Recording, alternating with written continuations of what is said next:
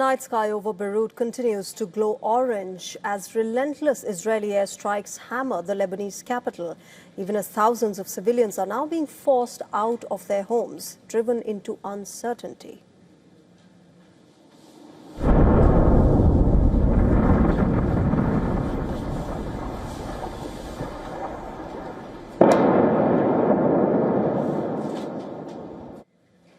The aftermath of the latest strikes reveals the true scale of devastation on ground. On Lebanon's southern border, military activity is rapidly escalating.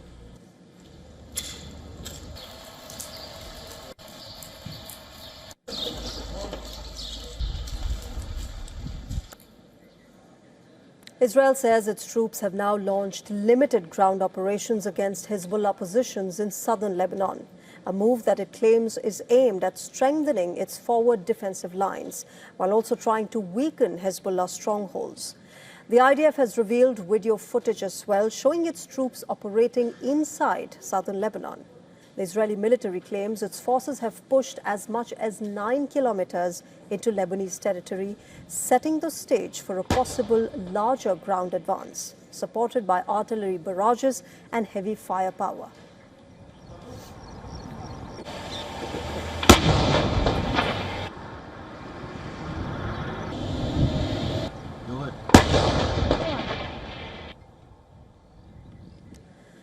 Amid the ongoing military operation, Israel's defense minister has issued a fresh warning against Hezbollah.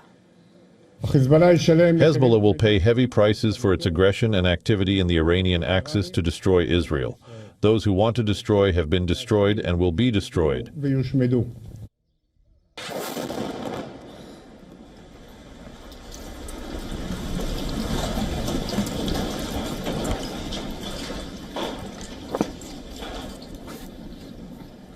According to Lebanon's health ministry, the death toll from Israeli strikes since the 2nd of March has now crossed 850. But even as Israel continues to urge Lebanese civilians to evacuate, particularly in Beirut, Hezbollah has responded with one of its strongest warnings yet.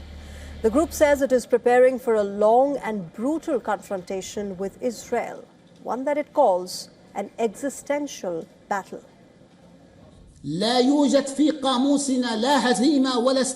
Defeat and surrender is not in our dictionary. We will stay strong on the battlefield regardless of the sacrifices. We are ready until the end. This is an existential battle, not a limited or simple one.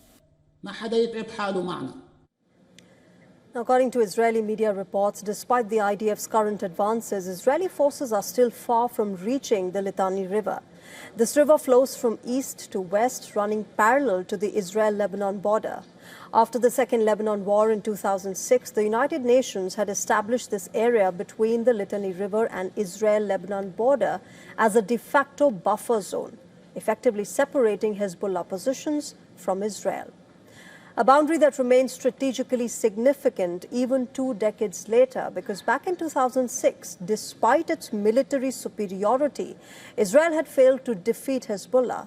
In fact, the Israeli military had suffered heavy losses, both in terms of troops as well as armored equipment. And many analysts believe that Israel ultimately failed to achieve its core war objectives. Which brings us back to the strategic importance of the Litani River. North of this waterway, Hezbollah, despite being weakened by its 2024 conflict with Israel, still maintains a significant military presence there. And more importantly, the group continues to hold an edge in tactical warfare, particularly when it comes to asymmetric combat. Much of Hezbollah's military infrastructure is believed to be hidden deep underground, which means if Israel pushes for a full-scale ground invasion, especially beyond the Litani River, Hezbollah could hold a distinct advantage here, primarily due to its unconventional strategies and guerrilla warfare tactics. Large parts of southern Lebanon are filled with sloping hills and deep valleys, terrain that gives Hezbollah fighters a clear view of any advancing army, making it ideal for ambushes and guerrilla operations there. What makes Hezbollah even more deadly is how its fighters are trained. Small units of just 2 or 3 operatives are reportedly given the authority to make autonomous decisions on the battlefield.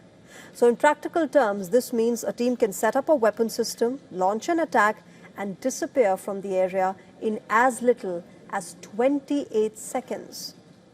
Hezbollah is also believed to control hundreds of kilometers of tunnels, along with natural caves engineered in a way that allows fighters to hide and strike at the rear of advancing forces. Now, as Israel prepares for further ground operations in Lebanon, the shadow of the Second Lebanon War 20 years ago, combined with Hezbollah's latest warning, are all likely to loom.